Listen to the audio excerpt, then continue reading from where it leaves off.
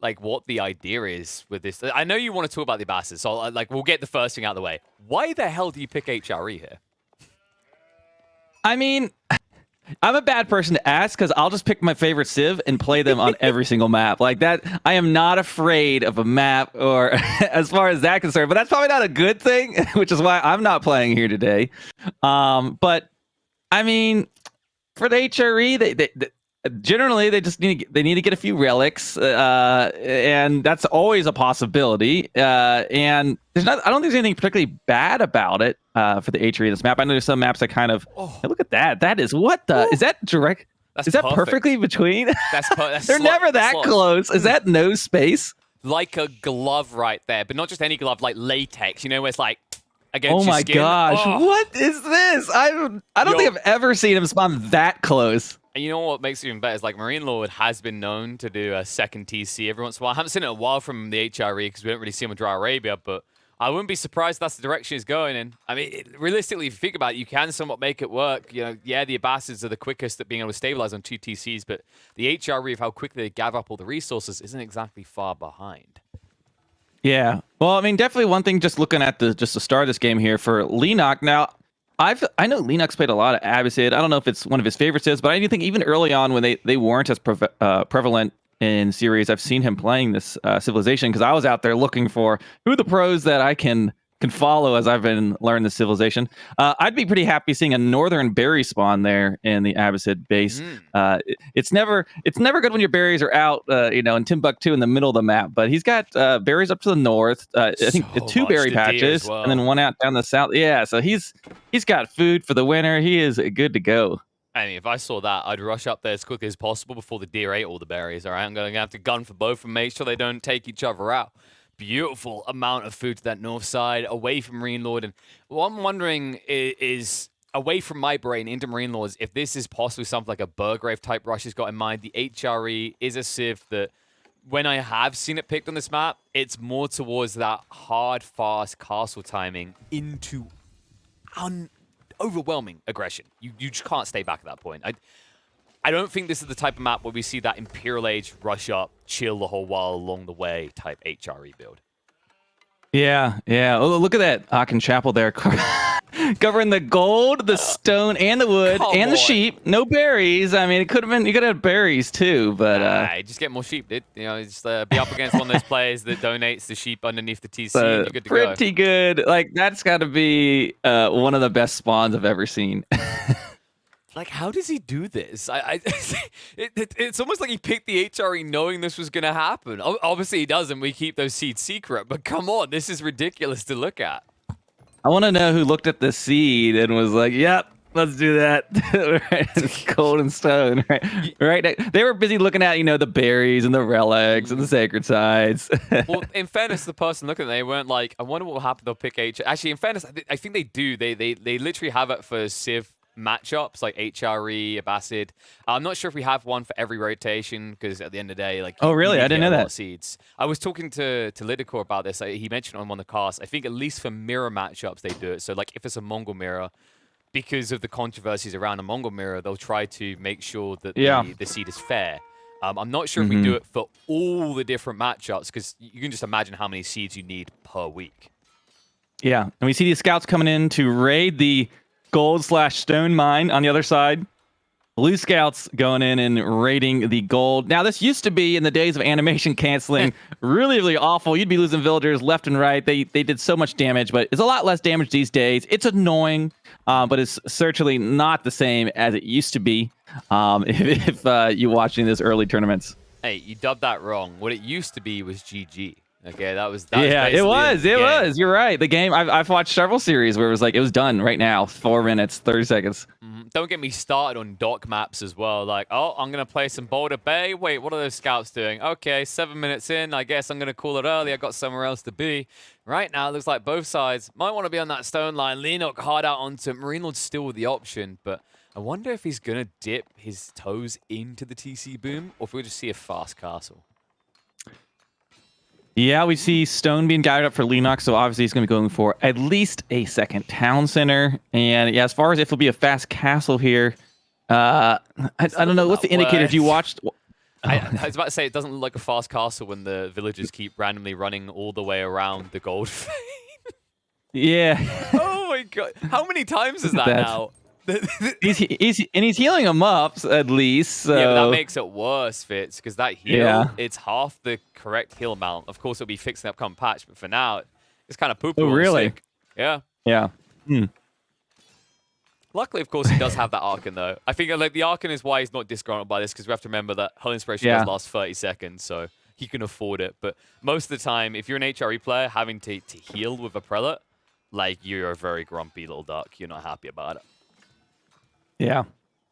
So looking at this so far, we are into the second age. With any military buildings out of Leenock, I don't think so. He's just going for that town center, and he probably knows he's chilling there in the base of MarineLorD. Both of them are like they have complete intel of what their opponent is doing, and never underestimate the power of scouting. It's one of the best things you can do as a player at any level is when they hit H2, just be in their base with the scout, whether it's harassing their gold mine or just doing a loop-de-loop. You can see if there's no military buildings, you're likely going to be pretty good. Like forward bases really aren't super huge in the second age in this game, just because if you lose one single fight, that military production building is done because they can camp it. Absolutely. The typical build that we see, you're talking about the TCs coming out from the Abbasses, like typically 2, I think, is the way to go into aggression. I think you'll be sipping your tea and nodding and agreeing as an Abbasid connoisseur that you have to field some aggression against the HRE. Yeah, as we see, is that a third town center going up back at home? Is he still just sent 2? Maybe that's just 2. I'm just looking. I always look at that mini map, watching for 5, 6 town centers. I think we're safe from too yeah, much. we got here. stable and archery range now. So yep, he's going to be. I mean, and what you can do here is while he has his, he's not going to stop the MarineLorD from going to the third age. But he can go out and camp those relics and perhaps delay that time to get those into the Aachen Chapel or the Regis Cathedral, as we see that being dropped down, right, as we mention it. But looking at the relics, they're not too far from his base. Those 2 to the south side. Those aren't a giant run he has to do, but Leenock can come down and camp those bad boys. And at least they are kind of right by each other. He can kind of focus his efforts there on that southeast side of his base. And he's already getting the horsemen. Wouldn't be surprised if we see some camel archers as well, just because the most likely player at MarineLorD is going to be to go into the stables and push knights. And this is the benefit of playing the Abbasses. You mass enough horsemen to stab those knights down. Camel archers make it even easier by negating 20% of the damage of your heavy cavalry. Yep, and we've got, I think, 3 military buildings back here in the base of Leenock. We see the first horseman out there harassing, but... the scouts, finally, the villagers have peace getting that gold. Look at that. They figured it out. They just needed to add another mining camp. So much for that beautiful fits like a glove and is worth it type situation for MarineLorD and him. But at least he'll get worth elsewhere. He's already on his way up, got Castle Age, and returning the first relic now. Only a few horsemen coming out means that MarineLorD should get his first relic in, although the harassment is on its way, and so far he's only got 2 scouts. And that camel will do some damage if he can get in range. Oh, the conversion comes in. Will he get the kill? Leenock. Ooh, he knows. He knows. Oh, that was so...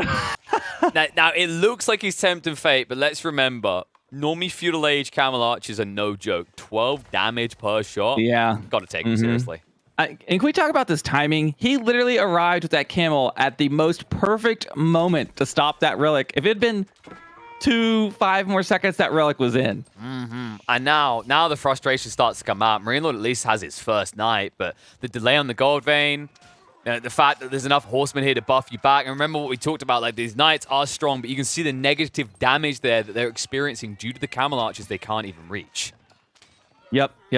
So this is, when you're making, you've just a stable there, he's probably planning on spamming knights, and you've got these camels doing the debuff. This is not good. I don't like this right now, Fitz. One stable? There's a second one, right? Please tell me there's a second on the one. left. There has to be. Yeah, he's got a 2 second stables. one back. Thank goodness. Like, if you're playing 1 stable here, you kind of deserve to have the ability to hit the GG key at 10 minutes in because you're done. Even though he has got 2, though, he's far from out of the woodworks. Keep in mind, these units take 35 seconds to produce. It's a slow build-up, and you've been caught with your trousers down, copping for a squat. And Leenock right now is about to kick that bucket from behind you and say, enjoy ruining your favorite new carpets. There's a new one. Well, looking at the gold here, we have MarineLorD not gathering any gold, the traditional means, and he has, I think, one relic that he was able to capture. So there's at least a little bit of income coming in, but he is doing a great job of denying this resource. Look at that. That emergency repairs just doing its work. It's going to slow it down, but the problem is accessing resources right now. Now, of course, he does have that one relic banked, but he needs an additional source of gold potentially, because as he escalates his night count, you need to be able to afford it, and where else are you going to get that gold? These units cost 100 gold each. It's not cheap. And this is looking to be a purely horseman and camel composition, and it just keeps getting bigger and bigger as he's picking off these knights, microing those low HP camels back. You don't really want those to be getting wailed on by the knights, but the horsemen, they just slowly but steadily killing the knights. Yeah, this is getting a little bit dicey right now. I just don't feel that these knights are getting any bang for buck whatsoever. Oh, this stinks. No, you need some sort of switch up. I mean, this could end up being a very quick GG otherwise. It sounds exaggerative, but think about realistically what is happening here. Like, these trades are shutting him down. Behind this, keep in mind, Leenock is 2 TCs and escalating. He's keeping healthy as well off the berries and the deer stacked at the back, and making sure that MarineLorD can't even weave his way out of his base to get that second relic. Yeah. And he's even got, I mean, Leenock's base, just looking at his villagers, they are up in the far north gathering. Like, he has no pressure, and he's getting all the resources he needs. It's just a free game. Like, I love the way he's playing this, right? Like, it's essentially, you know what you're going to be up against. Eventually, the Knight's going to raid in, and that's why he just starts to cut across, forces the GG out. Quick, one and done. Leenock now point up in a magnificent way to remind MarineLorD why the HRE gets picked later in the series.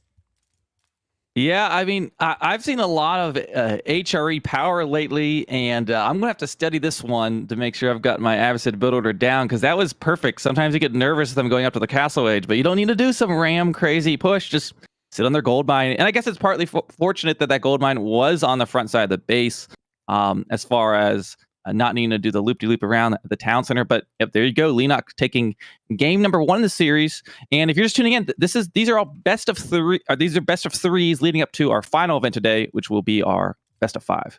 Yes, sorry. I'm hyped to see who's going to be appearing in that. Because the funny thing is, when you looked at the names in the top 8, it was almost a repeat of the Golden League playoffs. The only person, of course, missing was Lucifron, who was bested in the first day. Lucifron, who I'd say has been having a little bit of a hard time, right? Like, he hasn't been looking on form compared to Golden League Lucifron.